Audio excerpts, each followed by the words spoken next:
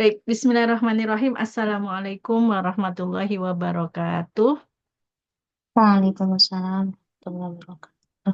Baik. Bismillah, Alhamdulillah, assalatu wassalamu ala rasulillah, wala hawla wala quwata illa billah, Rabbisrahli sadri wa yassirli amri, wahlul uqdatam min lisani yafqahu qawli amma ba'd. Alhamdulillah, puji syukur sama-sama kita panjatkan kepada Allah Subhanahu wa Ta'ala atas karunia-Nya. Pada malam hari ini ya, Alhamdulillah kita bisa hadir ya di ruangan Zoom, insya Allah dalam keadaan sehat walafiat ya. Amin. Semoga Allah Subhanahu Wa Taala meridhoi ya eh, dengan apa yang akan kita pelajari ya malam hari ini, dan semoga Allah Subhanahu Wa Taala ya memberikan keberkahan kepada kita semua di bulan Sya'ban gitu ya, dan mempertemukan kita dengan bulan Ramadan ya, sebagaimana senantiasa kita memanjatkan ya doa-doa tersebut. Allahumma barik lana fi sya'bana wa balighna Ramadan ya. Ya Allah, berkahilah di bulan Sya'ban dan pertemukan kami dengan bulan Ramadan ya. Amin ya rabbal alamin. Salat beriring salam sama-sama kita haturkan untuk teladan kita Rasulullah Sallallahu Alaihi Wasallam. Allahumma salli ala Sayyidina Muhammad wa ala ali Sayyidina Muhammad. Semoga syafaatnya sampai kepada kita di yaumil akhir. Amin ya rabbal alamin. Ya, pada em, sahabat Sakinah Family Club ya, yang senantiasa stay tune ya, senantiasa hadir ya di setiap hari Jumat malam itu ya, Masya Allah itu ya. Kami sangat mengapresiasi ya kehadiran teman-teman semuanya, sahabat Sakinah yang luar biasa gitu ya. Selalu hadir ya orang-orangnya gitu ya. Semoga Allah memberkahi, semoga Allah memberikan kesehatan pada kita semuanya. Amin ya Rabbal Alamin. Alhamdulillah sudah hadir ya bersama kita narasumber kita ya, pemateri kita yang luar biasa gitu ya, Masya Allah, di tengah kesibukan beliau gitu ya, membersamai anak-anak dan juga aktivitas yang lainnya. Alhamdulillah kita malam hari ini insya Allah akan sama-sama menyimak gitu ya, eh, sharing beliau ya, pengalaman beliau ya dalam membersamai anak-anak ya, wabil khusus adalah di bulan Ramadan ya yang sudah berada di ambang pintu gitu ya, seperti itu. Namun sebelum kita mulai ya, kita buka sama-sama dengan membacakan Ummul Kitab surah Al-Fatihah. Ala hadihi niyah wa ala kulli niyatin sholihah. Al-Fatihah. أعوذ بالله من الشيطان الرجيم. بسم الله الرحمن الرحيم. الحمد لله رب العالمين. الرحمن الرحيم. مالك يوم الدين. إياك نعبد وإياك نستعين. اهدنا الصراط المستقيم. صراط الذين أنعمت عليهم غير المغضوب عليهم ولا الضالين.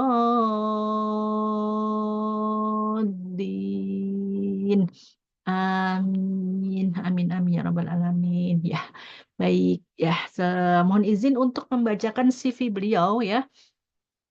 Beliau adalah nama lengkapnya Ana Amania Husnayaini, pakai sin ya, Husnayaini ya. Beliau lahir di Jawa ya, di Surakarta ya, 36 tahun silam ya. Kalau sekarang udah ganti 2025, mungkin menginjak 37 itu ya. 37 tahun ya, Masya Allah.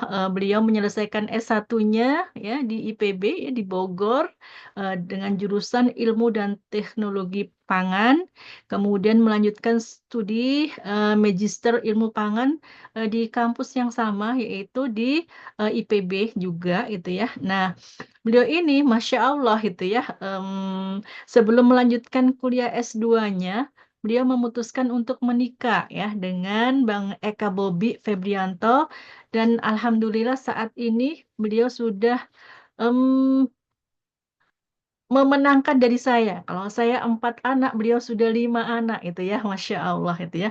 5 orang anak luar biasa ya. Aktivitas beliau sangat padat sekali gitu ya. Dan aktivitas utama pada saat ini adalah sebagai praktisi homeschooling ya, yang mendampingi anak-anak beliau menempuh jalur pendidikan non formal ya, Masya Allah. Ini eh, tidak mudah gitu ya untuk menjadi seorang praktisi homeschooling gitu ya. Namun beliau mengambil jalur tersebut gitu ya. Dan beliau juga aktif sebagai pengajar Al-Quran ya yang sejak mahasiswa ya beliau sudah menjadi pengajar Al-Quran seperti itu. Nah, saat ini di Sakinah Family Club ya beliau diberikan amanah di bidang anak dan remaja ya. Sangat cocok sekali gitu ya dengan kondisi beliau yang memang masih masih muda gitu ya. Dan beliau juga eh, bergabung dalam Ibu Profesional Sumut dan Sidina Community gitu ya, Masya Allah. Jadi tidak diragukan lagi ya apa pengalaman beliau itu ya dalam membersamai anak-anak itu ya sangat cocok dengan insya Allah teman-teman yang pada malam hari ini hadir itu ya. Kalau saya yang dihadirkan mungkin nggak cocok gitu ya. Kenapa? Karena beda gitu ya. Beda kondisi ya ketika anak-anak saya dulu masih kecil itu nggak ada gadget gitu ya. Jadi eh, sekarang udah tumbuh itu ya, bahkan sudah mantu gitu ya. Jadi memang sangat berbeda itu ya. Zaman begitu terus berubah gitu ya. Dan gadget ini sudah menjadi em, apa ya istilahnya makanan gitu ya. Anak-anak itu sudah biasa. Bahkan generasi alfa pun sudah terbiasa dengan kondisi saat ini gitu ya. Nah, kemudian bagaimana sih gitu ya kita hmm, di bulan Ramadan ini ya menjadikan keluarga kita itu eh, anak-anak kita gitu ya bukan hanya kita gitu ya yang melesat itu ya kita dengan apa nilai-nilai Ramadan atau kita bisa mm, apa ya target-target untuk pribadi kita itu terpenuhi. Namun kemudian bagaimana dengan keluarga, bagaimana dengan anak-anak ya dengan kondisi sangat saat ini ya yang begitu maraknya itu ya dengan gadget. Maka kemudian Sakinah Family Club pada malam hari ini ya menghadirkan narasumber yang luar biasa gitu ya, yang akan mengupas ya, akan membahas tentang mengelola gadget pada anak sesuai nilai Ramadan ya. Materi yang sangat luar biasa itu ya. Insya Allah kita banyak sekali ya untuk akan mendapatkan yang materi-materi, mendapatkan manfaat gitu ya di malam hari ini. Untuk itu teman-teman semuanya bagi yang tidak ada halangan ya silahkan untuk membuka kameranya gitu ya dan kita akan sama-sama mendengarkan ya materi yang luar biasa dari seseorang yang luar biasa gitu ya pada Mbak Ana Amania dipersilahkan. Silahkan Mbak Ana, sehat ya Mbak. Heeh. Terima kasih Bu Endang. Ya, alhamdulillah sehat semua. Mungkin ini anak-anak yang balita aja ini lagi diare.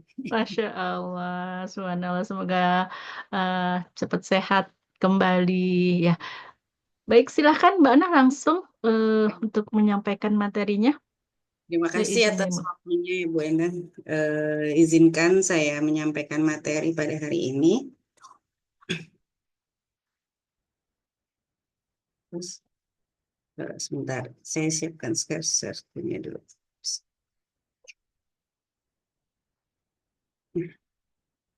Sudah kelihatan ya? Ya, kelihatan Mbak. Alhamdulillah. Baik. Eh, Assalamualaikum warahmatullahi wabarakatuh. Alhamdulillahirabbil alamin wa bihi nasta'inu ala umurid dunya waddin wassalatu wassalamu ala asyrafil anbiya'i wal mursalin wa ala alihi wa ashabihi wa man tabi'ahum bi ihsanin ila yaumiddin. Rabbi shrah li sadri wa yassir li amri wahlul 'uqdatam min lisani yafqahu qawli. Allahumma la sahla illa ma ja'altahu sahla wa anta taj'al hazna idza syi'ta sahla. Amin ya rabbal alamin. Alhamdulillahirabbil alamin. Segala puji bagi Allah ya, yang pada malam hari ini ya memberikan kita kemudahan dan kelapangan waktu ya untuk bisa menghadiri sharing session Sakinah Family Club gitu. Dan alhamdulillah ya, teman-teman di sini gitu ya, orang tua yang hebat gitu ya, yang mau senantiasa belajar dan terus belajar gitu ya. Karena memang zaman kita senantiasa berubah, kondisi kita senantiasa berubah, lingkungan kita berubah gitu ya. Kalau orang tua gitu ya, kita sebagai orang tua nggak mau belajar gitu ya, kita akan kalah dengan anak-anak gitu ya. Dimana anak-anak sekarang itu pembelajarannya sangat cepat gitu ya. Seperti spons gitu ya, mereka cepat sekali menyerap gitu, menyerap apa yang ada di lingkungan sekitarnya seperti itu. Jadi kita sebagai orang tua jangan mau kalah juga ya sama anak-anak kita gitu.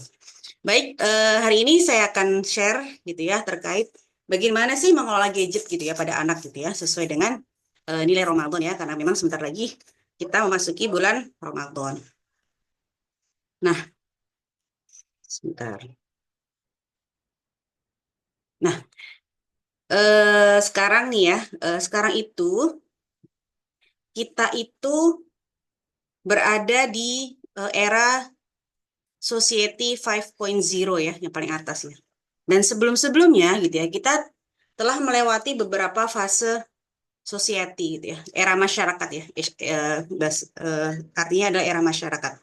Jadi awalnya gitu ya, era masyarakat kita itu adalah berburu dan meramu gitu ya. Ini belajar sejarah ya. Kemudian di era 13.000 sebelum Masehi beralih kepada era bertani, bercocok tanam gitu, dan berternak. Kemudian di era di abad ke-18 gitu ya, mulailah ada revolusi industri ya. Jadi disitulah masuk kepada era industri gitu ya. Nah, kemudian di abad ke-20 ya, abad ke-20 ya berarti baru-baru aja juga ya. Itu kita mulai memasuki era informasi gitu ya, di mana di situ sudah ditemukan internet gitu ya, dan orang mulai berkomunikasi. Nah, sekarang gitu ya, di abad ke-21 gitu ya, kita ini dihadapi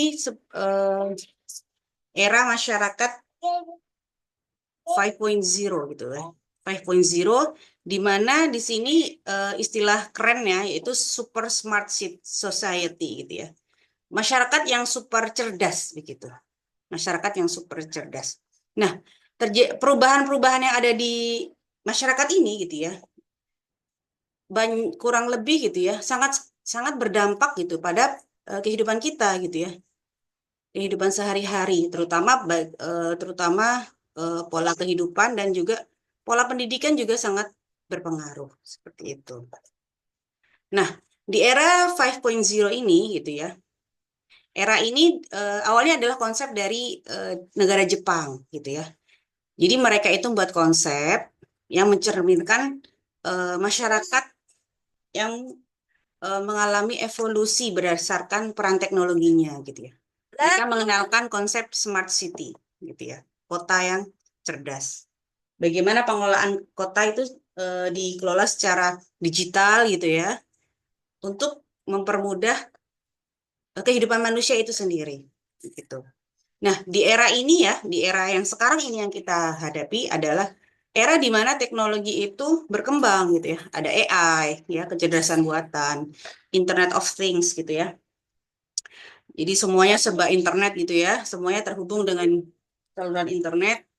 Ada big data gitu ya, jadi ada data-data terpusat ya. Data kita kan semua sekarang kan data-data kita apa ya, disatukan dalam big data gitu ya, digitalisasi data gitu ya, data-data semua masuk di dalam bank digital gitu ya, gitu.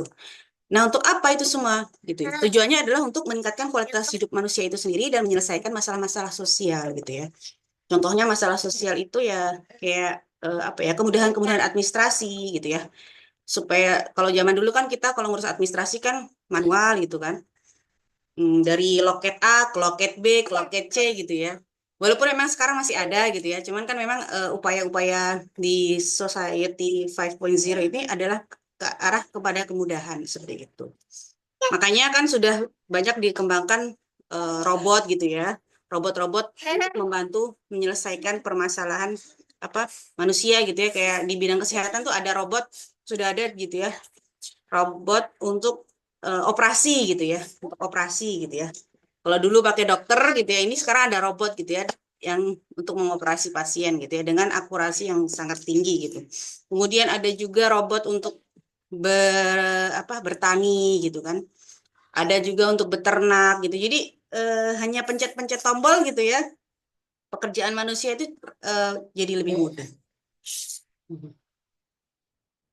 Nah, apa sih manfaatnya gitu ya dengan adanya era kemudahan ini? Kemudahan digital ya. Pertama, akses informasi mudah dan cepat, gitu ya. Kita dengan cepat dapat berita gitu ya, misalnya kayak ada gempa bumi gitu kan. Baru aja gempa bumi sudah itu udah hitungan beberapa menit gitu ya, sudah ada beritanya gitu. Cepat sekali. Kemudian kemudahan komunikasi gitu ya, bagi kita gitu ya, para perantau gitu ya, yang jauh dari orang tua gitu kan, sangat mudah sekali kita berkomunikasi dengan keluarga kita gitu ya, dengan video call gitu kan. Kalau zaman dulu kan kita harus pulang kampung dan kalaupun menelpon itu pun juga sangat terbatas ya karena waktu itu pulsa juga lumayan gitu kalau udah antar antar pulau gitu, apalagi luar negeri gitu ya. Kemudian yang ketiga peluang baru dalam pendidikan dan karir gitu ya. Jadi ada karir-karir baru gitu, pekerjaan-pekerjaan baru yang muncul dengan adanya era ini gitu. Yang keempat adalah inovasi dalam bisnis dan ekonomi gitu ya. Bisnis-bisnis online gitu ya sudah merebak gitu memang karena kemudahan dalam transportasi seperti itu. Kemudian ada hiburan yang beragam dan interaktif gitu ya. Jadi kalau dulu kita pakai TV gitu ya, sekarang kan tinggal ada di genggaman semua ada gitu ya. Kita mau pilih apa ada semua gitu. Tinggal kita ketik kata kuncinya keluar semua. Kemudian efisiensi dalam kehidupan sehari-hari. Ya, yaitu tadi kemudahan-kemudahan yang ada di kehidupan kita seperti itu. Kalau contohnya kalau misalnya nih kalau ibu-ibu rumah tangga gitu kan, kalau kita karena biasanya nyapu manual ya, sekarang kan sudah ada itu ya, apa namanya itu, yang apa tuh kok saya jadi motherboard, mother robot gitu ya. Jadi dia nanti disetting gitu ya, itu apa alat alat sapunya bisa disetting sapu dan pel juga. Jadi nanti dia bergerak sendiri, muter-muter sendiri, nyapu dan ngepel lantai rumah kita seperti itu. Dan itu bisa dikendalikan lewat handphone gitu. Itu udah enak banget ya. Terus perkembangan teknologi di bidang kesehatan ya, kesehatan juga banyak gitu ya, penemuan-penemuan alat-alat medis dan kemudian tadi ya robot yang bisa mengoperasi pasien gitu ya. Kemudian yang kedelapan mempermudah aktivitas sosial dan keagamaan gitu ya. Kita kalau mau dengar ceramah gitu ya, ini kan ini sebagai kemudahan juga ya. Kita ikut kajian gitu ya, hanya pencet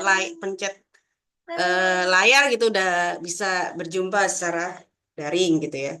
Begitu juga dengan kajian-kajian yang terekam di YouTube gitu ya. Kita mau kajian ustadz siapa gitu ada gitu. Mau tentang apa ada gitu ya. Itu adalah kemudahan-kemudahan yang ada sekarang ini. Nah, cuman sayangnya gitu ya, karena kita sering gitu ya terpapar oleh hal-hal digital gitu ya, terutama media sosial gitu ya. Terkadang kita terjangkit FOMO gitu ya, fear of missing out gitu ya. Jadi takut ketinggalan gitu. Sedikit banyak terkadang kita ada kayak gitu loh, karena kita sering melihat media sosial ya, dunia maya gitu ya. Kita lihat di Instagram, kok ini begini ya, kok saya kok masih gini aja gitu gitu. Kita lihat apa gitu, kita jadi cemas gitu ya. Jatuhnya kadang cemas gitu ya. Ada yang itu yang kadang membuat kita apa secara mental kurang baik seperti itu. Nah, jadi perasaan-perasaan ini itu ya, kita merasa bahwasanya kita ketinggalan sesuatu yang menarik atau penting gitu ya, terkait tren ataupun acara atau pengalaman yang dialami oleh orang lain gitu ya. Kadang kalau kalau kita nggak ikutin berita gitu ya, nanti ada orang ngobrol apa gitu, kita kita nggak ngerti gitu kan. Terus nanti jatuhnya cemas, kok aku nggak tahu ya gitu. Kadang begitu gitu ya. Hal-hal yang viral gitu-gitu ya. Dan itu memang membuat kita capek sih sebenarnya gitu ya. Karena saking banyaknya informasi gitu ya. Kalau kita ikuti semua ya kita akan capek. Nah, apa sih ciri-ciri FOMO itu ya? Fear of missing out gitu ya. Jadi sering-sering jadi bolak-balik ngecek media sosial gitu ya. Baru berapa menit dimatiin, dibuka lagi gitu. Kemudian tadi ya mudah iri atau cemas melihat kehidupan orang lain. Ya, padahal yang diposting orang lain itu adalah hal-hal yang di dunia maya gitu dan itu biasanya dikondisikan gitu ya. Tidak biasanya tidak kehidupan sebenarnya gitu kan. Biasanya kalau orang update status kan memang dikondisikan bagus seperti itu. Iya kan? Gitu. Kita pun juga kan kalau mau update status pasti yang ayo posisinya diatur, ayo senyumnya, ayo gimana gitu ya. Tidak tahu bahwasanya kehidupan sehari-hari kita jungkir balik seperti itu. Iya. Kemudian kesulitan menikmati momen saat ini. Artinya kita merasa sulit bersyukur begitu dengan kondisi kita gitu ya. Ih, kok kondisi kawan kita begitu, keluarganya begini ya gitu ya. Kayaknya asyik tuh gitu. Kok keluarga aku gini-gini aja gitu. Kok anak-anakku kok kayaknya sulit banget diatur. Kok ini kok kayaknya enak banget ya gitu diajak diajak ngaji oke, belajar oke, ini oke gitu. Kemudian merasa perlu mengikuti tren gitu karena memang kita apa tadi tadi ya karena kecemasan tadi jadi kita tren apa gitu kita ikuti gitu ya. Apa yang viral kita ikuti seperti itu ya. Nah, sifat FOMO ini ya pada akhirnya membuat apa ya pola pikir kita gitu ya. Pola pikir kita jadi berubah gitu kan. Misal kita lihat anak orang lain misalnya kan dengan mudahnya orang tuanya memberikan gadget gitu ya. Padahal kita dengan berbagai jurus gitu, berbagai apa ya trik gitu ya untuk justru menghindarkan anak-anak kita dari gadget gitu ya. Jadi kita FOMO sendiri. Apakah sikap kita ini salah gitu ya? Apakah kita terlalu galak gitu? Apakah kita terlalu tegas gitu ya dengan kondisi kita dengan apa ya sikap kita terhadap anak kita gitu ya? Kadang itu membuat kita merasa gampang seperti itu, gitu. Nah, makanya kita perlu di sini kita perlu apa ya belajar ya sama-sama belajar ya. Gimana sih eh, gadget itu gitu ya? Diapain sih bagusnya gadget itu ya? Digimanain gitu. Nah, ada hal-hal yang perlu kita kenal yaitu istilah screen time. Jadi screen time adalah waktu yang dihabiskan untuk eh, nonton televisi, gunakan komputer atau laptop, bermain video game ataupun gawai gitu. Jadi tidak hanya HP aja gitu screen time. Itu juga termasuk TV gitu ya, laptop dan kalau ada biasanya kalau main video game pakai TV ya biasanya seperti itu. Nah, jadi yang screen itu ya disebut screen time gitu. Jadi kenapa sih anak-anak harus dibatasi, dibatasi gitu? Karena memang kalau kelebihan itu nggak baik gitu. Pertama akan menimbulkan rabun jauh, ya jelas ya, atau mata minus atau apa rabun apa kelainan mata yang lain gitu ya. Karena kan terlalu lebih apa terlalu sering terpapar oleh layar-layar yang terang-terang gitu ya. Kemudian ukuran kacamata yang udah jadi punya kelainan akan bertambah gitu ya. Kemudian mudah mengalami kelelahan mata, mata berair, kemerahan gitu ya, pusing seperti itu. Kemudian kurang kontak sosial dengan teman karena saking asyiknya bermain gadget gitu ya. bermain gadget gitu ya. Kan kalau anak-anak ini kasih gadget itu udah khusyuknya luar biasa gitu ya. Dipanggil nggak bisa, diapain nggak bisa gitu ya. Benar-benar fokus dengan gadgetnya gitu ya. Semuanya tidak ada yang lebih menarik kecuali gadget itu sendiri. Kemudian perubahan perilaku pada anak gitu ya. Jadi anak-anak itu akan lebih emosional, emosional begitu. Dan kemudian stres gitu ya. Nah, untuk anak-anak gitu ya ada aturannya gitu ya. Untuk anak kurang dari setahun gitu kalau bisa jangan dikenalkan screen time sama sekali gitu ya. Anaknya nggak minta tapi tiba-tiba orang tuanya ngasih gitu kan. Misalnya lagi nyuapin kan biasa anak-anak tuh kalau udah lagi belajar jalan gitu kan ke sana ke sini jalan sana jalan sini lompat sana lompat sini sambil makan. Ya memang seperti itu fasenya gitu. Jadi jangan dibuat dia anteng di depan gadget untuk makan gitu. Eh, itu tidak baik sama sekali gitu ya. Karena kalau dia udah kurang dari setahun sudah kita kenalkan, dia akan nagih terus gitu di usia-usia di tahapan berikutnya. Kemudian di usia 1 sampai 2 tahun itu tidak dianjurkan menonton TV atau bermain gadget gitu ya. Screen time diperbolehkan hanya dalam bentuk video chatting untuk berinteraksi dengan anggota keluarga yang jauh. Iya, maksudnya ini adalah video call ya. Nanti untuk video call boleh gitu ya. Ataupun kalau mau pakai gadget gitu ya, gadgetnya yang dalam kondisi terkunci gitu ya. Dalam kondisi terkunci gitu ya. Ini kalau anak-anak saya juga ini kalau kondisi terkunci, ya udah nggak apa-apa, saya kasih aja kan terkunci dia. Paling cuman bisa mengakses kamera aja gitu kan. Itu pun kamera kan nggak terkirim gitu, jadi aman masih aman. Paling cuma main-main kamera aja itu kan nggak apa-apa gitu. Kemudian 2 sampai 3 tahun itu maksimal 1 jam per hari gitu ya. 1 jam per hari. Kemudian yang 3 sampai 6 tahun itu sebaiknya tidak lebih dari 1 jam gitu ya. Semakin sedikit lebih baik gitu ya. Kemudian yang 2 sampai 3 tahun juga ya sebenarnya lebih lebih cepat lebih baik sebenarnya gitu.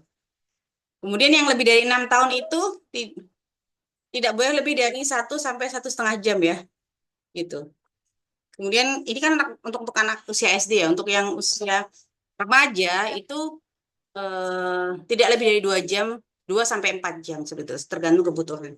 Nah, gimana kalau misalnya anak-anak yang dia apa ya, dia mempelajari sesuatu gitu ya dengan menggunakan layar. Ya, itu kita bikin aturannya juga gitu kan. Kita bikin aturannya. Misalnya anak kita mendalami desain grafis atau mendalami coding gitu ya, itu kan harus berinteraksi dengan layar ya, dengan screen gitu ya. Ya kita bikin aturannya seperti itu. Kan biasanya kalau belajar gitu kan nggak apa nggak lama-lama banget gitu ya. 1 jam atau sampai 2 jam lah itu maksimal seperti itu. Dan setelah itu ya sudah stop gitu ya, jangan lanjut lagi gitu. Jangan dilanjutkan lagi karena nanti akan ketagihan terus seperti itu. Jadi kalau yang anak-anak yang memang ada kebutuhan belajar dengan screen ya itu tetap kita batasi dan diawasi seperti itu. Nah, ini apa sih gitu ya dampak negatif gitu saat anak-anak itu berlebihan gitu ya, berlebihan di depan layar. Tadi ya untuk kesehatan mata tidak baik gitu ya, kemudian meningkatkan resiko obesitas gitu. Kenapa? Karena ya dia tidak bergerak gitu. Di fase dia harusnya bergerak, dia tidak bergerak. Makanya ada terjadi penumpukan lemak di sana. Begitu. Ada yang jatuhnya obes atau bahkan ada yang jatuhnya nggak mau makan biasanya gitu. Udah waktunya makan, saking asyiknya depan gadget nggak mau makan, itu makin kurus. Ada yang seperti itu juga. Kemudian yang ketiga, kemampuan sosialisasinya kurang dan hilang empati gitu ya, karena dia lebih asyik di depan layar, lebih menarik, makanya dia untuk berinteraksi dengan orang lain nggak tertarik lagi seperti itu, kurang tertarik gitu gitu.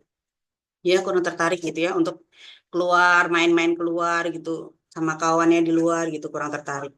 Yang keempat tadi ya mengalami masalah kesehatan tertentu gitu ya. Kalau tadi mata yang terimbas awal tuh memang mata gitu ya. Terus kesehatan tertentu mungkin apa ya? Eh, mungkin ada kalau ada yang punya penyakit-penyakit tertentu ya bisa kena imbasnya karena tadi kurang bergerak seperti itu. Anak kemudian lebih mudah stres gitu ya. Karena kan memang kalau kita di depan layar itu kan gelombang otak kita itu sedang apa ya, dalam kondisi yang fokus seperti itu. Jadi agak susah untuk relax gitu ya. Saya lupa istilahnya ya. Eh, Kalau nggak salah sih saat kita terpapar layar itu, kalau nggak salah ya, itu kita gelombangnya gelombang beta gitu. Sedangkan untuk supaya kita relax itu di gelombang alfa seperti itu. Ya, kalau kita mau tidur gitu, jadi kita di gelombang alfa. Makanya kalau sebelum tidur kita depan screen, itu akan mengalami kesulitan tidur gitu. Jadi akan mudah stres karena kurang tidur seperti itu dan terganggu gelombang otaknya. Kemudian yang keenam ada gangguan tumbuh kembang. Ya, ini yang kemarin ya waktu Dokter Yohan yang bulan lalu ya Dokter Yohan itu menjelaskan bahwasanya ada beberapa anak yang dikasih gadget kemudian tumbuh kembangnya menurun gitu ya, kognitifnya menurun, kemampuan bicaranya menurun seperti itu karena terdistraksi oleh gadget. Kemudian yang ketujuh adalah bahaya bagi otak dan tumbuh kembang anak ya, jadi kurang lebih sama. Kemudian membuat anak menjadi malas berpikir. Nah, ini yang nanti kita akan bahas lebih lanjut. Nah, ini dia terkait ini adalah piramida apa sensori integrasi ya. Jadi untuk apa namanya perkembangan anak ya dari sejak baru lahir gitu ya, sejak dari dalam perut ya sampai usia anak mencapai 7 tahun seperti itu. Ada yang perlu kita kejar terkait perkembangan anak itu sendiri gitu. Jadi kalau di dalam perut itu kan terjadi perkembangan central nervous system gitu ya. Jadi perkembangan sistem saraf pusat seperti itu ya. Jadi ada sambungan-sambungan mielin ya, sambungan-sambungan saraf otak itu terjadi pada sejak dari kandungan gitu ya.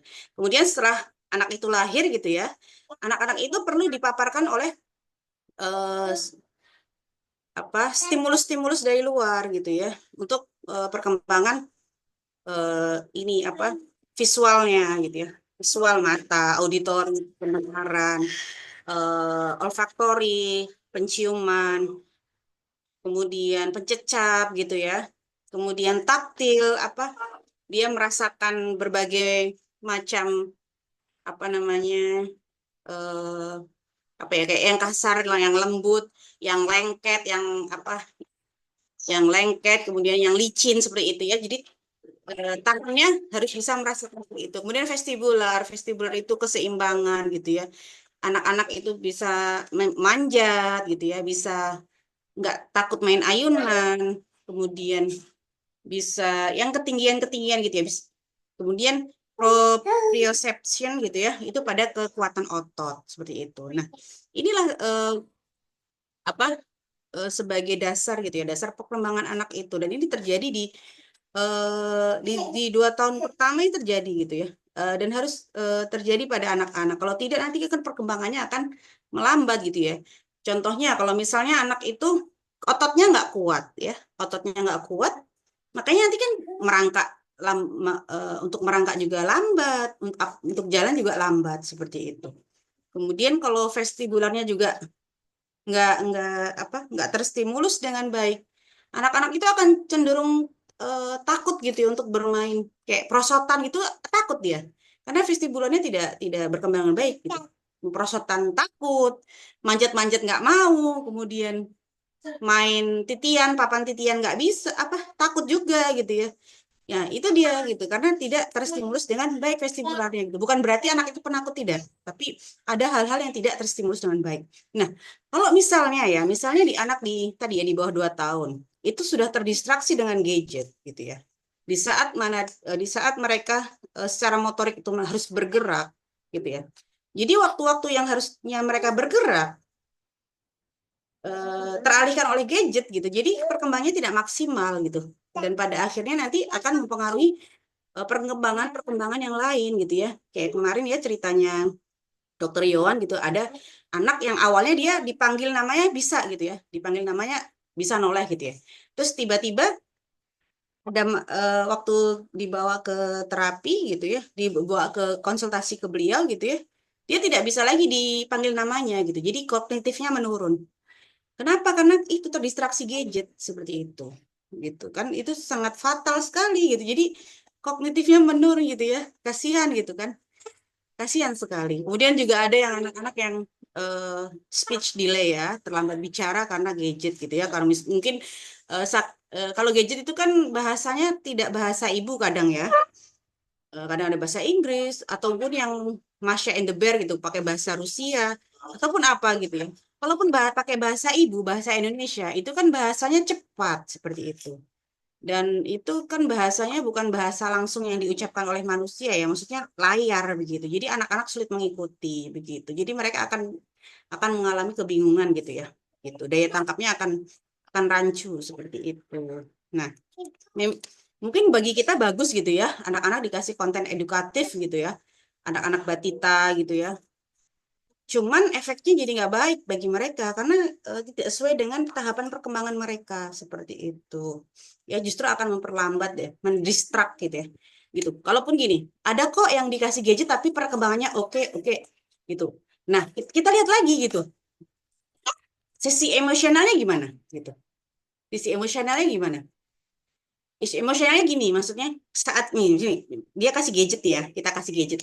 Kemudian kita ambil, kita minta, mau nggak dia? Kalau dia masih meronta, habis itu tantrumnya luar biasa gara-gara gadgetnya kita ambil, nah itu berarti ada masalah gitu dari sisi emosionalnya gitu, ya. Kalau anak-anak itu sudah terbiasa kita atur gadgetnya, gitu ya. Saat kita minta gadget itu dia nggak akan meronta, gitu. Karena kita biasa suapin gadget itu, makanya waktu kita ambil dia akan meronta dan luar biasa apanya tantrumnya gitu, mesti melebihi anak-anak yang disapih kayak sepertinya, gitu ya, guling-guling, nangis dan sebagainya gitu ya, sampai ada yang, oh luar biasa lah itu banyak ya di media-media seperti itu, ya.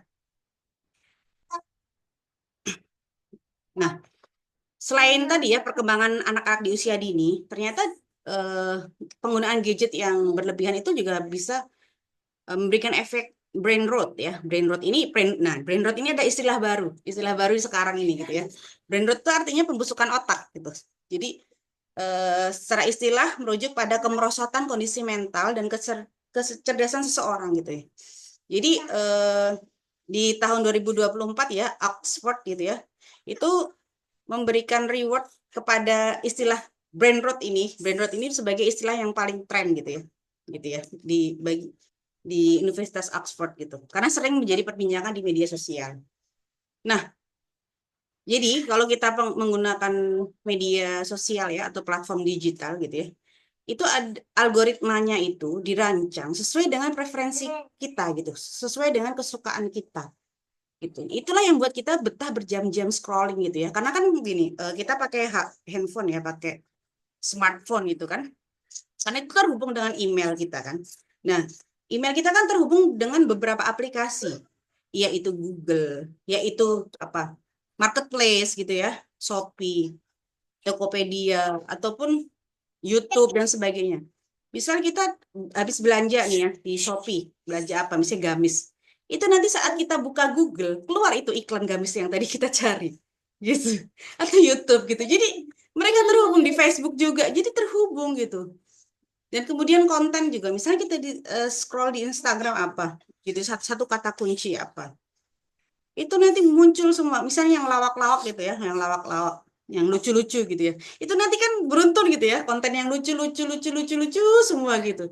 Jadi kita langsung jadi betah gitu. Jadi seolah-olah tuh mereka seolah-olah tuh kita benar-benar dimanja gitu ya, gitu. Dan itu memang sudah dibuat seperti itu algoritmanya ya. Algoritma pemrogramannya seperti itu. Nah, inilah konten-konten singkat dan konten-konten receh ini yang membuat otak kita terbiasa memproses informasi secara instan dan dangkal gitu ya. Nah, ini yang bikin membuat agak-agak kalau itu sudah dikonsumsi oleh anak-anak kita yang masih kecil, sejak kecil. Dari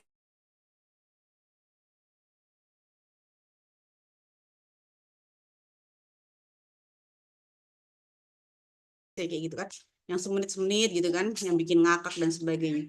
Dari kecil sudah kena kayak gitu ya. Bisa dibayangkan besarnya seperti apa gitu. Makanya nggak heran gitu ya kalau anak-anak yang sudah biasa mengkonsumsi seperti itu nanti apa ya, untuk konsentrasi belajarnya pasti akan terganggu gitu. Untuk belajar serius sedikit gitu udah bosan seperti itu. Karena ya itu terbiasa dengan konten-konten yang singkat, instan gitu ya, dan receh gitu. Nah, efek bad mood ini apa gitu ya? Tadi ya, berkurangnya kemampuan fokus ya. Karena memang sudah terbiasa dengan konten yang singkat. Semenit, 2 menit gitu ya. Jadi kalau misalnya untuk melihat apa rekaman kajian gitu udah nggak tahan gitu ya.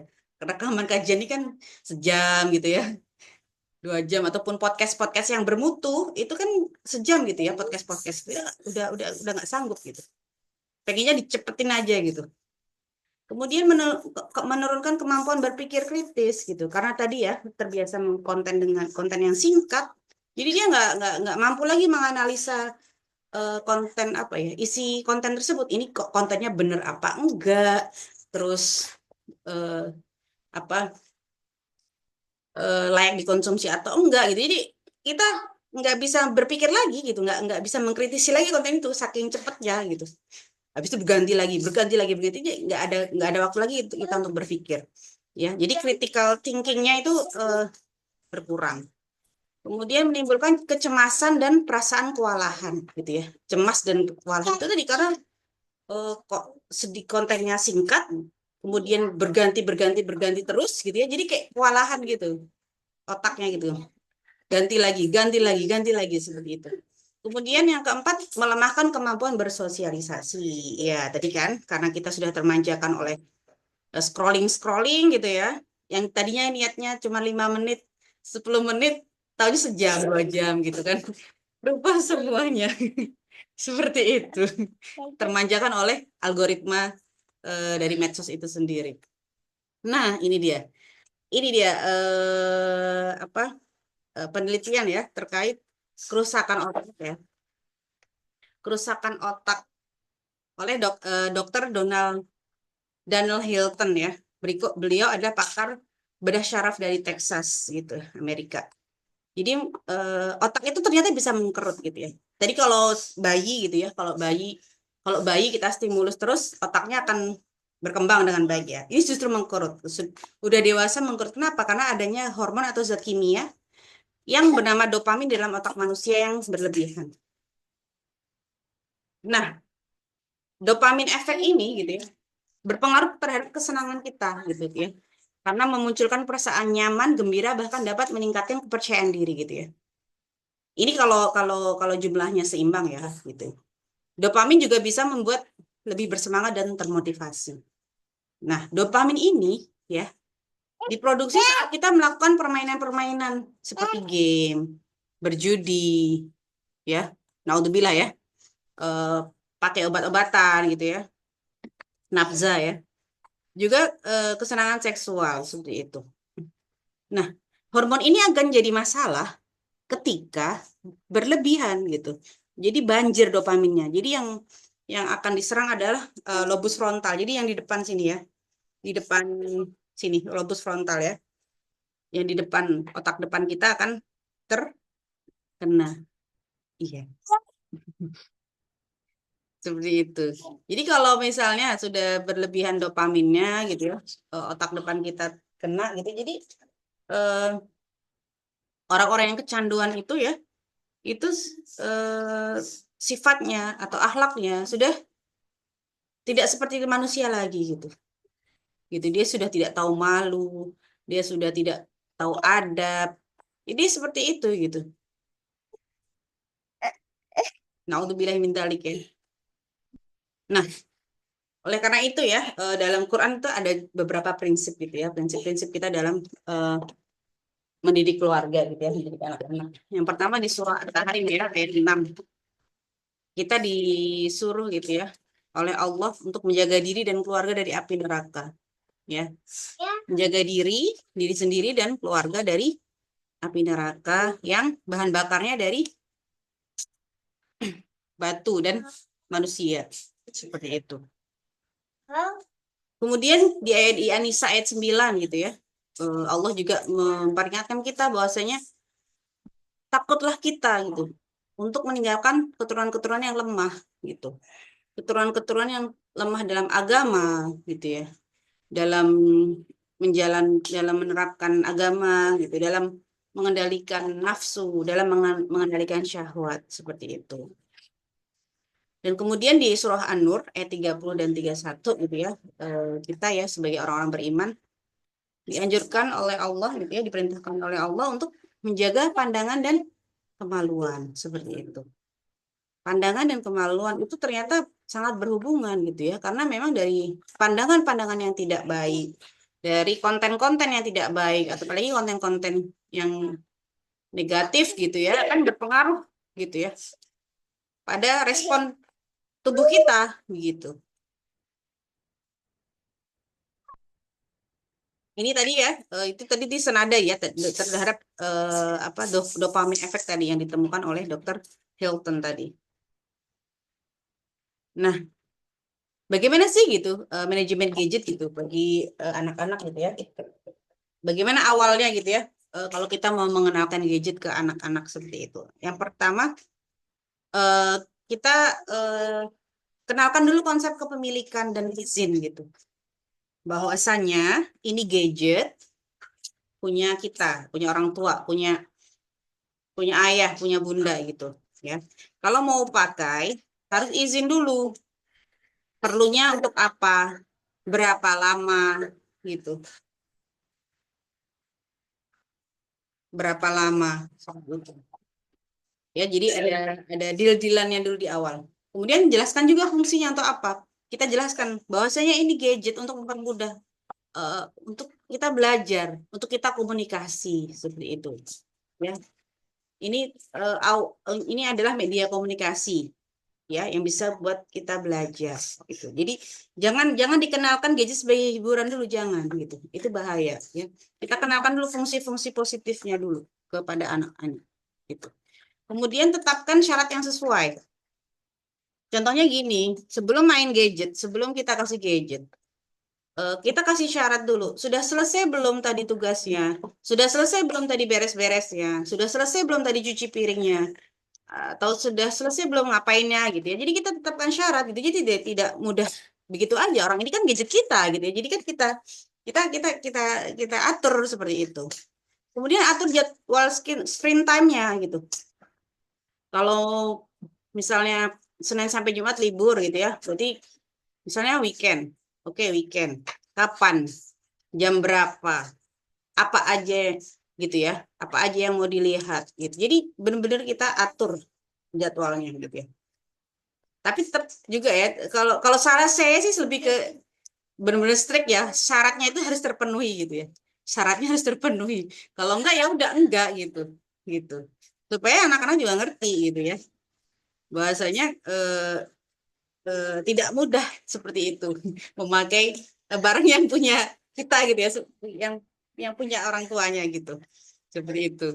Kemudian pantau aktivitas online gitu ya. Jadi kalau mereka lagi main gadget kita pantau. Kita pantau. Apa sih yang mereka lihat? Eh, apa itu? Lihat nonton apa itu gitu? Nonton apa gitu? Misal dia cekikan kita lihat, oh lagi nonton ini gitu. Jadi belum kita pantau gitu.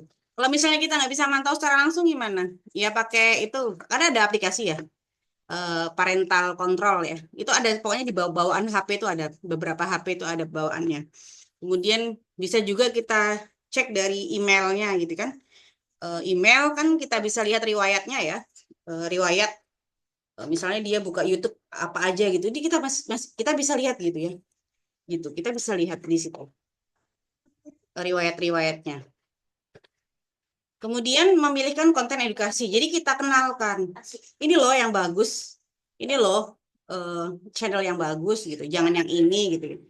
Misalnya dia lihat nonton apa ya, misalnya dia kepencet lah nonton, misalnya mau nonton kisah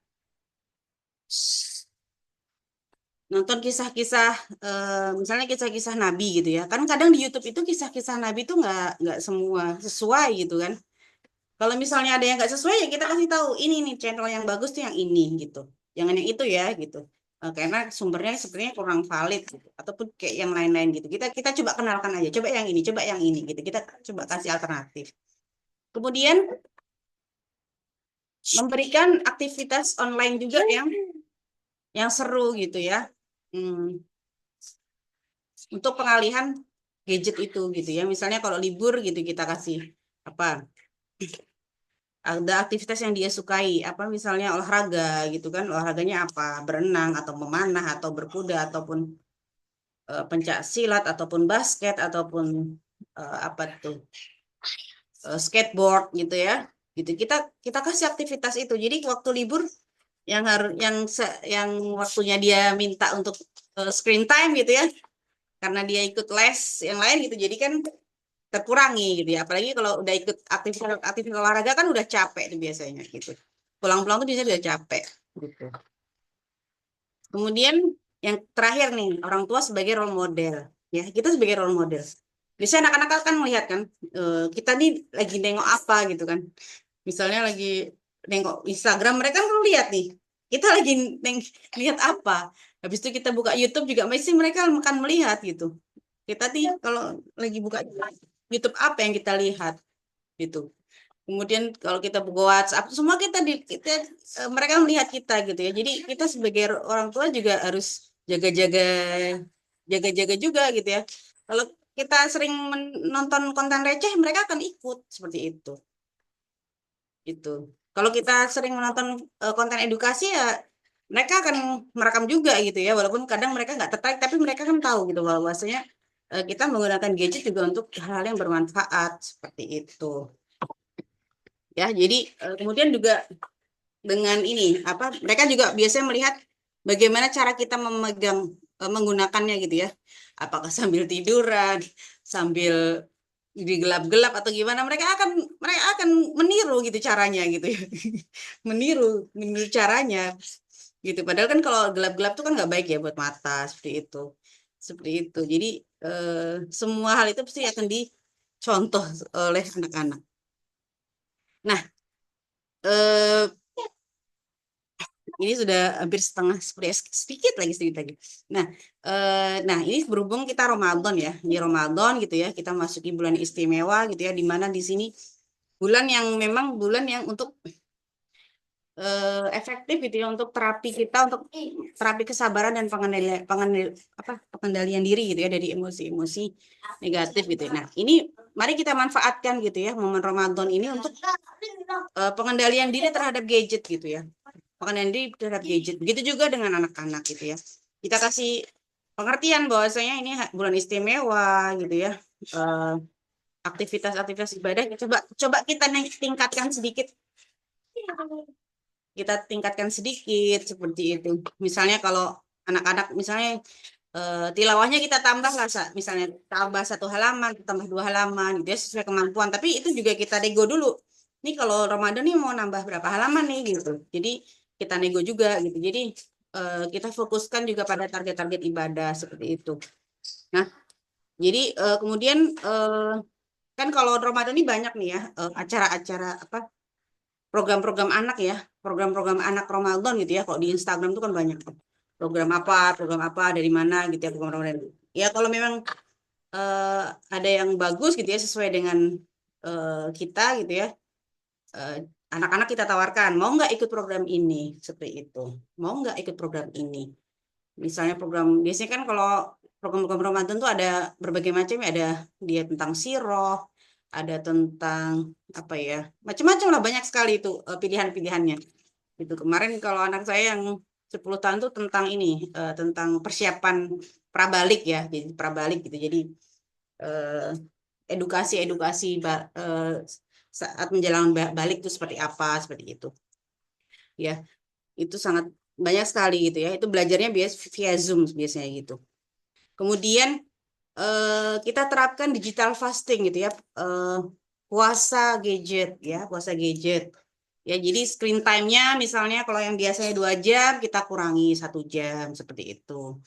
Ya, kalau syukur-syukur kalau memang berhenti gitu kan, untuk beberapa saat gitu ya. Ya, kemudian ada waktu-waktu tertentu yang bebas gadget gitu ya, misal waktu berbuka, waktu sahur, waktu mengaji. Jadi ada jam-jamnya gitu, jam-jam khusus gitu. Jadi jangan semua apa ya, jangan dibebaskan gitu ya, jangan dibebaskan bebas gitu aja. gitu. Tapi ada waktu-waktu khusus bebas gadget begitu. Kemudian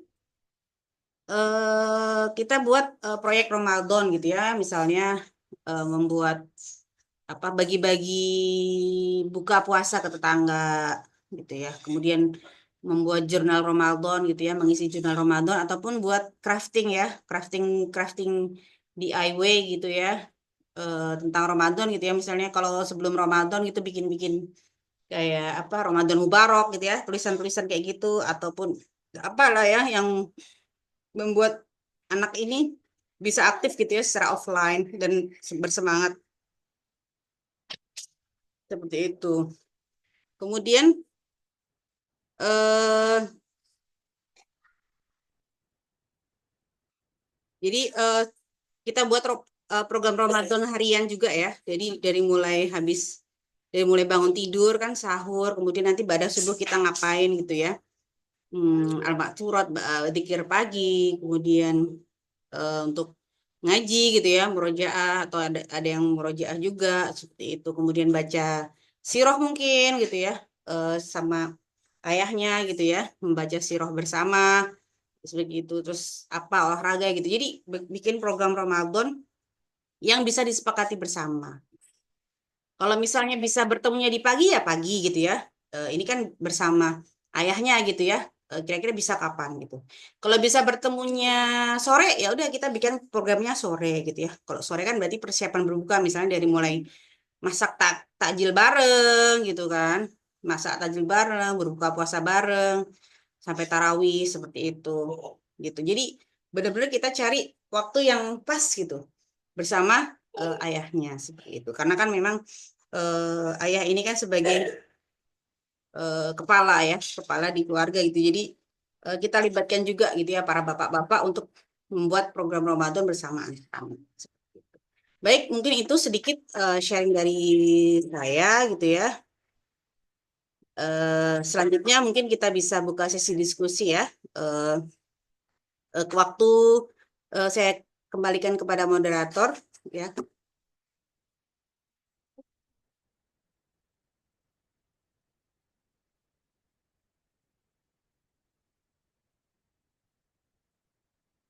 Silahkan Bu Endang. Ya, baik.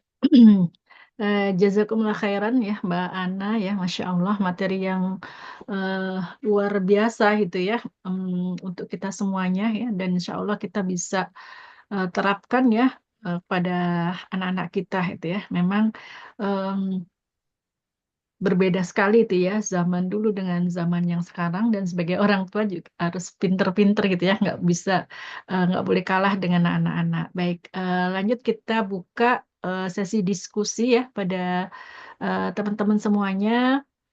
Mangga silakan, bagi yang mau bertanya bisa raise hand dan langsung ya bisa bertanya pada Mbak Ana. Silakan. Ya, silakan Mbak Maharani.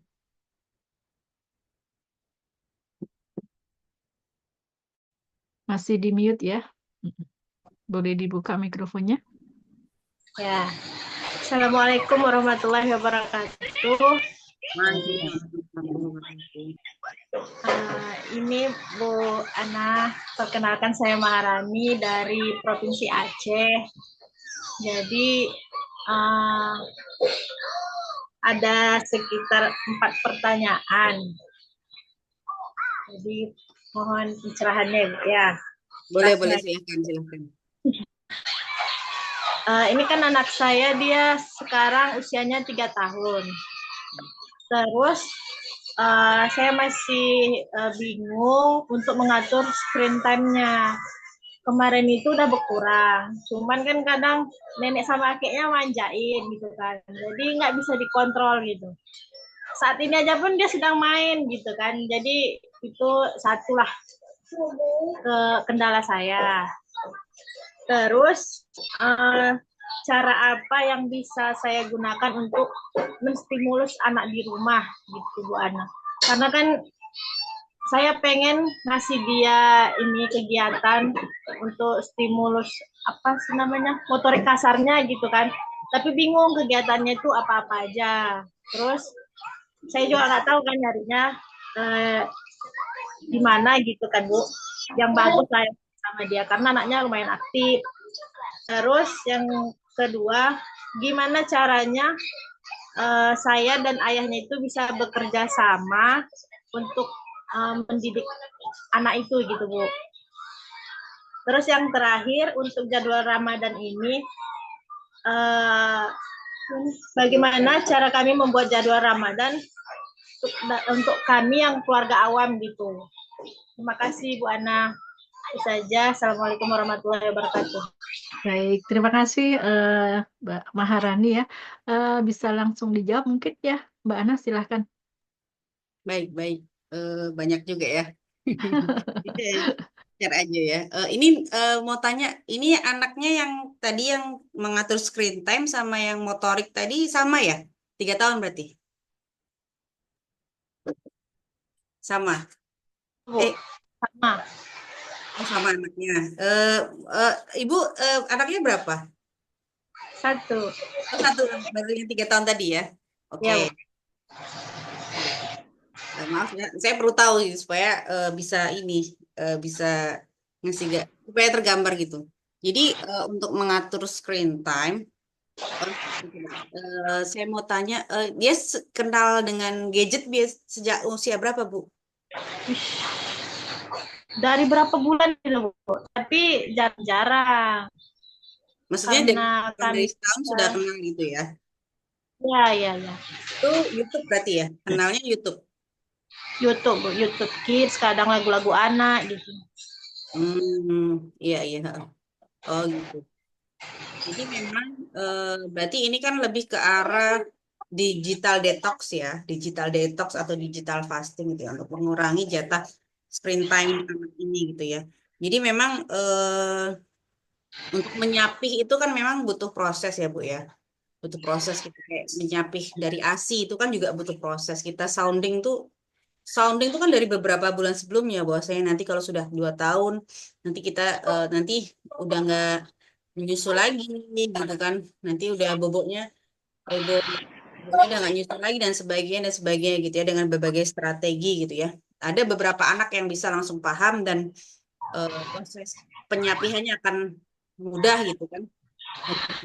Sounding ada juga kan anak-anak yang dengan berbagai jurus itu juga nggak lepas-lepas itu kan, udah dikasih betadin, obat merah dikasih. Jadi mungkin lebih ke karakter anaknya dulu gitu ya. Ini karena kalau kita detox dari awal gitu ya, dari usia dini itu akan lebih mudah ya daripada kita nanti memperbaikinya di usia yang lebih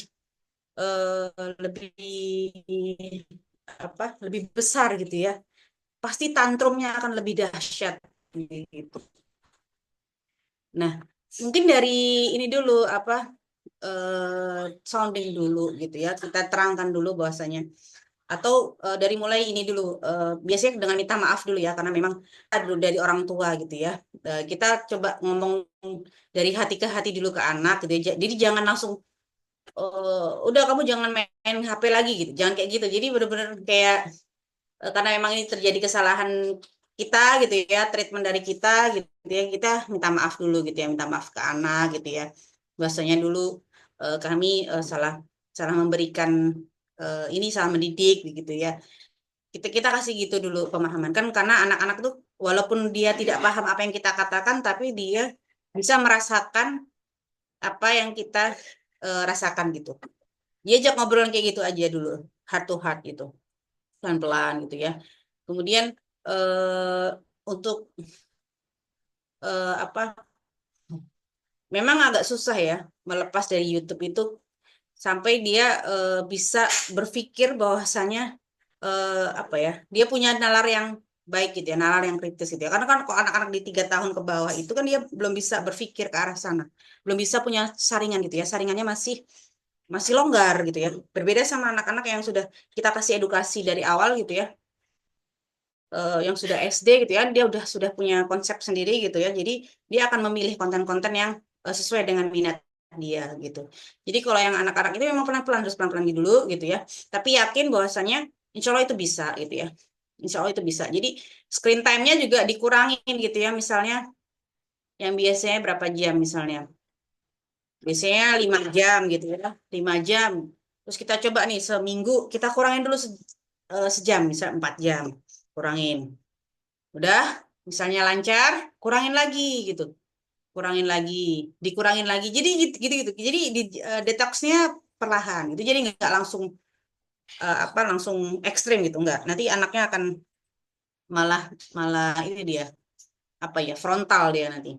Nah, kemudian kalau untuk kakek nenek gitu ya, jadi mungkin kalau kita coba bicara pelan-pelan aja sama orang tua, bahasanya eh, apa? Bahasanya kalau anak ini terpapar handphone terus tuh nggak baik, begitu. Jadi di kita kasih pemahaman aja gitu, ya. Bahasanya anak ini begini, begini dan begini gitu. Kita terangkan aja gitu. Nggak baik loh, Nek, kayak gitu. Matanya nanti sakit gitu. Jadi yang realistis aja kita jelaskan ke mereka gitu. Jadi jangan yang jangan yang ribet-ribet gitu ya. Nanti matanya kasihan loh, Nek, kayak sakit gitu. Gitu aja. Yang simpel-simpel yang bisa diterangkan gitu. Nah, kemudian kita alihkan kepada mainan seperti itu. Apa nih kalau 3 tahun biasanya apa? Susun balok gitu ya.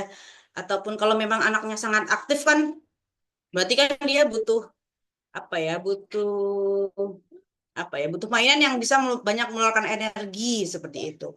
Ataupun teman bermain begitu, teman bermain gitu. Biasanya kalau kita ibunya kadang kewalahan ya gitu kalau menghadapi anak yang energinya banyak gitu ya. Ya kita kasih aktivitas yang membuat dia lelah gitu ya. Misalnya bermain di luar, di bermain bebas di luar gitu ya, entah main tanah, entah bikin-bikin apa gitu ya. Kalau memang di rumahnya banyak ada pekarangan kan bisa tuh panjat-panjat pohon gitu kan, petik ini gitu. Kita bebaskan aja di luar, mereka akan capek. Ataupun dibelikan sepeda ya, bermain sepeda itu kan juga bikin capek gitu ya. Sepeda tapi kita tetap kontrol ya kalau misalnya 3 tahun gitu. Jadi cari aktivitas-aktivitas yang bikin dia lelah gitu ya. Kemudian apa tadi? Kerjasama dengan ayah ya. Kerjasama dengan ayah itu tadi ya kita sounding dulu sama ayahnya gitu ya. Bahwasanya ini tanggung jawab bersama gitu ya. Eh, kita mau bikin program apa? Ini anak mau kita gimanain gitu kan. Dan tentu saja ngomong sama ayahnya juga dalam kondisi dia tidak sedang sibuk gitu ya. Tidak dengan sibuk, tidak sedang capek, tidak sedang lapar gitu ya biasanya. Jadi benar-benar yang kondisi yang rileks gitu ya. Kira-kira yang lagi enak gitu. Mungkin ibu lebih tahu lah ya gitu kapan gitu waktunya komunikasinya yang lebih enak gitu ya. Pelan-pelan aja. Dan kemudian untuk ayah itu kan karena memang sibuk di luar gitu ya. Kita cari aja waktunya yang pas kapan gitu, ketemunya kapan gitu ya. Kalau kalau kami di keluarga kami itu habis subuh, pada subuh gitu ya, pada subuh gitu ya. Kan baca surat dan baca buku biasanya itu. Baca buku itu aja itu kan cuman berapa menit ya? Eh, Setengah jam itu pun nggak nyampe gitu ya, gitu. Segitu. Jadi ya itu yang bisa gitu ya, gitu. Yang bisa bersama anak, yang bisa bersama anak secara ini ya, secara full gitu. Gitu. Kemudian tadi membuat jadwal Ramadan ya. Itu jadi itu karena anaknya masih kecil gitu kan, jadi kan mereka akan melihat kita gitu. Jadi lebih ke kitanya aja gitu. Kalau karena anak masih kecil gitu, karena masih 3 tahun gitu. Jadi ke kitanya aja jadwalnya apa gitu. Jadi supaya anak juga melihat kita gitu. Oh, ibu lagi ngaji, ibu lagi sholat duha, ibu lagi apa gitu ya. Jadi lagi berzikir dan sebagainya seperti itu. Jadi nggak kalau yang 3 tahun belum belum terlalu lah gitu. Yang penting dia tahu oh ini Ramadan gitu. Ini ada Ramadan itu ada puasa, ada tarawih dan sebagainya gitu ya. Dan anak 3 tahun kan juga belum ada beban, belum dikenal belum masuk fase latihan sholat ya gitu ya. Jadi kan mereka masih bergerak gitu. Kalau kita ajak sholat, apalagi sholat tarawih, itu pasti akan, aduh, nggak betah pasti gitu. Pasti nggak akan betah gitu. Jadi kalau 3 tahun di rumah aja nggak apa-apa, masih nggak apa-apa gitu. Seperti itu. Bagaimana Bu? Ada yang masih kurang? Ada yang perlu ditanyakan lagi? Bagaimana Bu Boleh. Maharani, sudah cukup atau ada yang mau disampaikan lagi terkait dengan jawaban dari pemateri kita? Sudah Bu, terima kasih banyak Bu. Semoga Baik. anaknya aktif. Ya. Nanti darah. Baik. Terima Baik-baik. kasih Bu Maharani dan Mbak Ana. Berikutnya ini ada, kita baca dulu yang ada di chat ya. Kita maksimal sampai jam 10 ya, 22 ya insya Allah, karena tadi kita mulainya jam 20.30 ya. Ini pertanyaan dari Bu Wati ya. Izin bertanya, bagaimana caranya memberikan kesempatan kepada anak untuk menggunakan gadget dengan baik? Apalagi jika sudah satu anak diberi kesempatan untuk menggunakan gadget, biasanya saudaranya juga ikut nimbrung. Ya, silakan Mbak Ana dijawab. Baik, baik, baik. Ini jadi biasanya kalau saudaranya ada beberapa saudara kayak gini ya. Iri dia. Nah, Bahkan itulah ada yang satu keluarga itu anaknya 3, gadgetnya 3 gitu ya Mbak Ana. Meskipun masih kecil-kecil, biar anteng. Nah, ini iya, gimana nih? Silahkan. biayanya pun besar jadi kayak gitu kalau satu anak satu gadget. Jadi kalau misalnya misalnya anaknya beberapa gitu ya, kalau kalau kami ya bareng-bareng lah gitu. Udah bareng-bareng aja nontonnya gitu gantian. Nanti misalnya yang masnya nonton apa, nanti yang kedua adiknya gitu, jadi gantian supaya mereka juga belajar kerjasama kan gitu, belajar untuk mengalah, belajar apa ya, saling menghargai seperti itu, walaupun nanti kadang berantem juga, tapi ya sudah, memang adanya satu itu gimana lagi gitu ya. Kalau anak-anak biasanya kami pakai laptop sih ya, pakai laptop gitu, karena kalau handphone ini kan kami pakai gitu, jadi nggak pakai handphone, mereka pakai laptop gitu, mau dia buka apa gitu ya pakai laptop, kan layarnya besar bisa bareng-bareng kayak gitu. Jadi strategi aja gitu, karena kalau memang dijatah pakai HP, ini satu pakai HP, nanti yang lain kan nunggu nunggu sampai nengok saudaranya, nanti yang saudaranya udah selesai, habis itu pakai saudara yang lain, yang itu juga nengok saudaranya, jadi screen time-nya bertambah. Gitu ya, jadi pintar-pintar aja kita sebagai ini ya orang tua gitu ya. Eh, Kita harus lebih cerdas gitu daripada anak-anak kita seperti itu. Baik itu. Mungkin itu saja ya. Jadi harusnya screen time-nya 1 jam, jadi 3 jam ya, karena kali 3 anak gitu ya. Kalau saya 5, jadi 5 jam ya lima Allah. jam gitu. Iya baik, Masya Puas Allah. beneran gitu. Iya, luar biasa ya memang kondisi saat ini yang orang tua harus pandai-pandai gitu ya.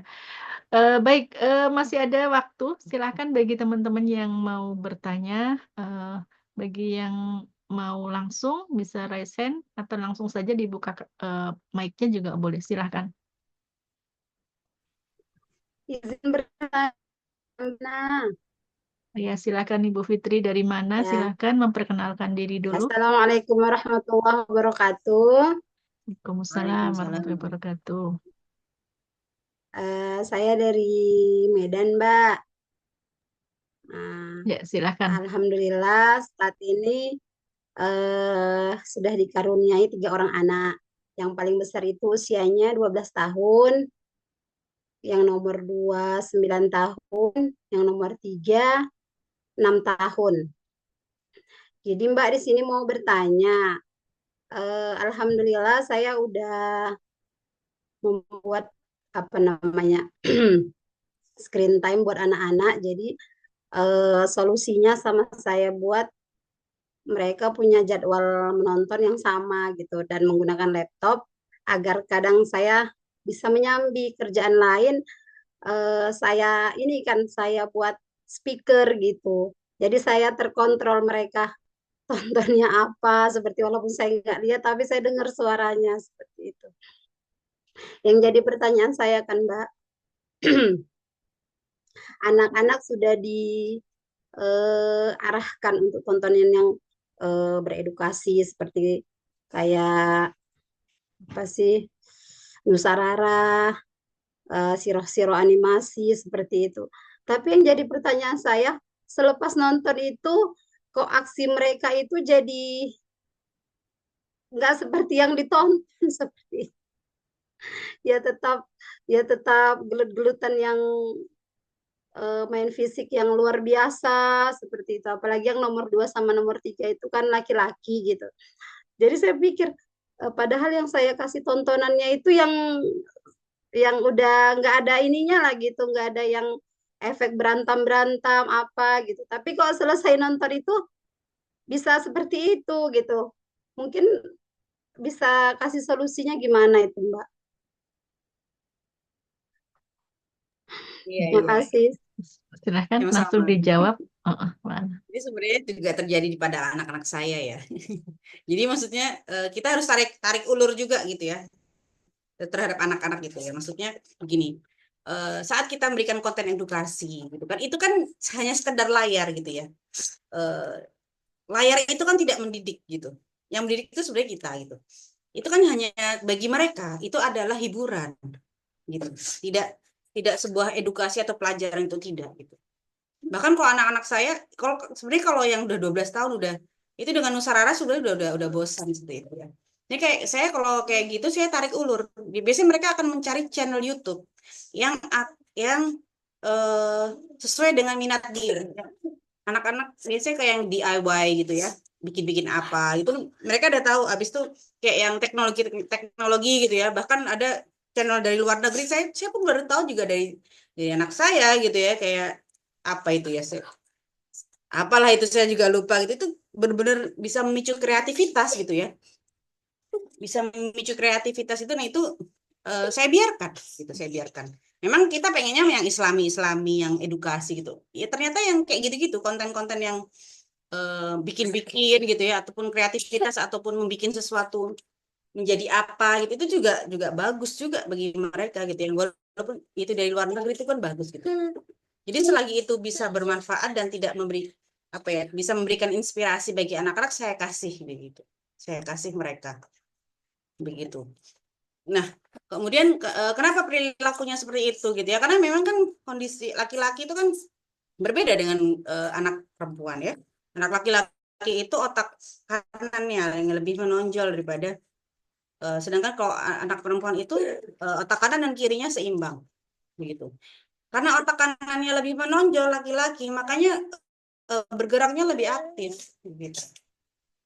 Makanya kalau mereka diam di rumah itu cenderung berantem anak-anak laki-laki itu. Tidak lepas aja di luar. Kalau dilepas di luar mereka akan asyik gitu. Entah ngapain lah di luar itu, main bola, layangan, main sepeda, main tanah, panjat sana, panjat sini. Mereka akan anteng, lebih anteng daripada kita kurung di dalam rumah. Ataupun mereka bersosialisasi dengan kawannya, itu akan lebih membuat kita lebih tenang gitu. Gitu. Lebih tenang gitu daripada melihat mereka berantem aja seperti itu. Ya, jadi kita perhatikan juga kondisi perkembangan fisik mereka gitu untuk anak-anak ya. Apalagi anak-anak laki-laki di usia 7 tahun gitu ya. Usia-usia kan ada beberapa usia-usia itu yang dia benar-benar apa ya? Benar sangat aktif gitu ya karena terjadi lonjakan hormon gitu. Mereka di dalam tubuh mereka terjadi lonjakan hormon gitu. Jadi membuat mereka sangat aktif. Di 4 tahun kalau saya 4 tahun, 7 tahun 10 tahunan gitu ya 10 tahun menjelang akil balik gitu ya menjelang balik itu juga luar biasa gitu ya lonjakan hormonnya gitu nggak hanya masalah fisik tapi emosional juga gitu ya anak kita jadi lebih sensitif lebih ya pokoknya seperti itulah gitu gitu jadi kita tarik ulur aja gitu kita tarik ulur walaupun kita memang sudah memberikan yang terbaik tapi kita jangan berharap apa ya jangan berharapnya terlalu berlebihan seperti itu ya jadi nggak jangan lebay juga gitu jangan terlalu lebay gitu jangan seperti itu ya mungkin itu aja ya sedikit. Ya, baik. Bagaimana Ibu Fitri? Oke, terima kasih Mbak. Insya Allah ke depannya bisa di ini lagi, dikelola dengan baik. Ya, baik ya, Masya Allah.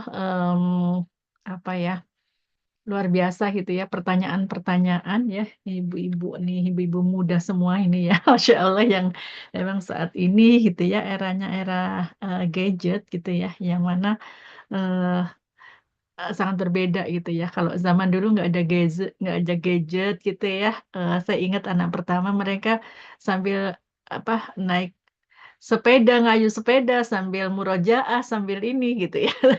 Kalau sekarang udah beda lagi gitu ya pegangannya itu ya seperti itu. Dulu masih eh, bisa di luar lebih banyak itu ya aktivitasnya itu ya seperti itu. Namun zaman sudah berubah ya, mau nggak mau ya kita ya memang harus mengikuti gitu ya, mengikuti zaman karena sebagaimana juga dikatakan ya kita memang harus mendidik anak itu sesuai dengan zamannya gitu ya, seperti itu. Jadi semoga em, kita semua gitu ya yang berada di era itu ya tadi sebutkan yang luar biasa gitu ya pada di era ini ya. Semoga kita terus ya belajar ya sebagai orang tua, terus belajar gitu ya untuk mengupgrade diri gitu ya. Eh, Kalau nggak anak ya berarti cucu ya Mbak Ana ya. Eh, Kalau dulu kalau orang tua kita gitu ya sebagai nenek, sebagai kakek gitu ya dengan pola asuhnya yang dulu. Nah, kalau kita sekarang eh, udah jadi mertua gitu ya, udah mantu gitu ya. Berarti kita nanti ke cucu kita gitu ya harus mengikuti zamannya pada saat ini gitu ya. Seperti itu supaya apa? Ya rantainya tuh nggak nyambung terus gitu ya.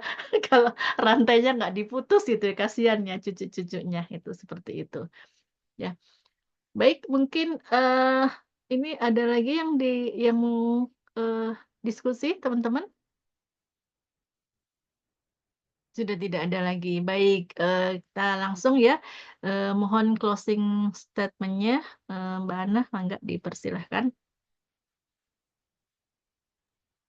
Baik, sedikit ya penutup. Bahwasanya mengelola gadget di bulan Ramadan ini bukan sekedar membatasi ya, tapi kita juga membimbing anak supaya bisa dapat menggunakan teknologi ini secara bijak gitu ya, secara positif dan bijak gitu ya, sesuai dengan nilai-nilai spiritual gitu. Dan mari kita manfaatkan Ramadan ini sebagai momen untuk detox digital gitu ya, baik dari diri kita, mulai dari diri kita dulu gitu ya. Kalau dari diri kita kan mesti anak-anak akan mengikuti gitu, seperti itu. Dan kita manfaatkan untuk memperkuat ikatan keluarga kita seperti itu ya. Kita dan anak, kita dengan suami, kita dengan orang tua, dengan mertua gitu. Dan kita juga manfaatkan Ramadan ini untuk meningkatkan kualitas ibadah kita. Insya Allah ya.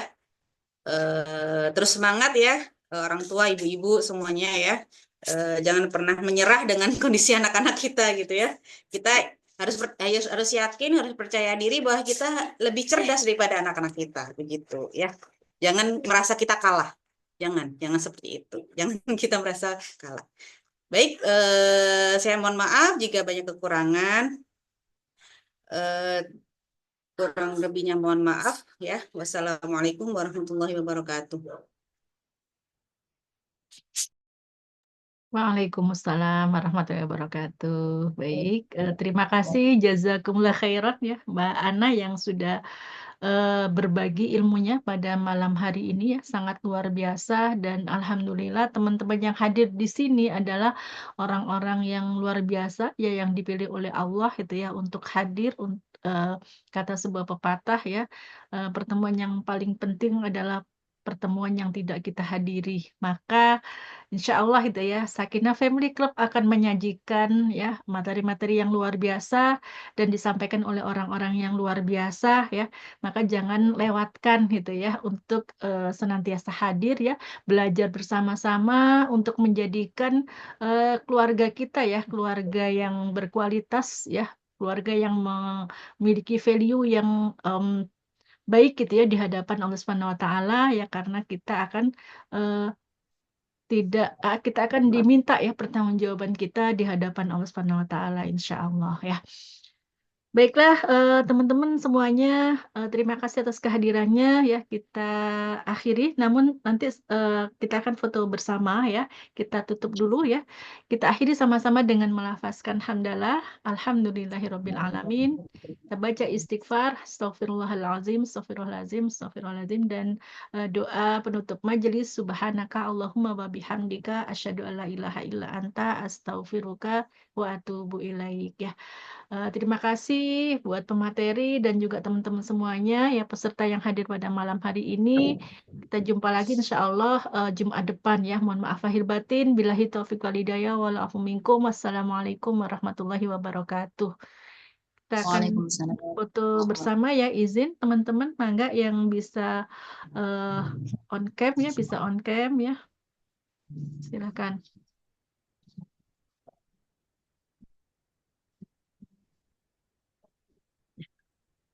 Baik, boleh yang lainnya silahkan. Mbak Uswa, Mbak Ayu, Mbak Indria, Mbak Yeni, Mbak Rahimah, Mbak Wati. Boleh buka kameranya. Ya, hitungan ke-5 ya. Kita ambil gambarnya. 1, 2, 3, 4, 5. Senyum. Baik, satu kali lagi ya, sebentar. Yang kedua ini hitungan ketiga saja ya. Oke, sebentar. Ya, siap ya. Satu kali lagi. 1, 2, 3. Oke, baik. Teman-teman semuanya, jangan lupa ya, bisa menyaksikan kembali ya materi yang malam ini disampaikan di YouTube Sakinah Family Club. Jangan lupa untuk follow ya dan berikan like ya. Sampai ketemu di pekan depan ya. Semoga bisa hadir semuanya ya, diberikan kesehatan ya. Dan selamat istirahat. Assalamualaikum warahmatullahi wabarakatuh.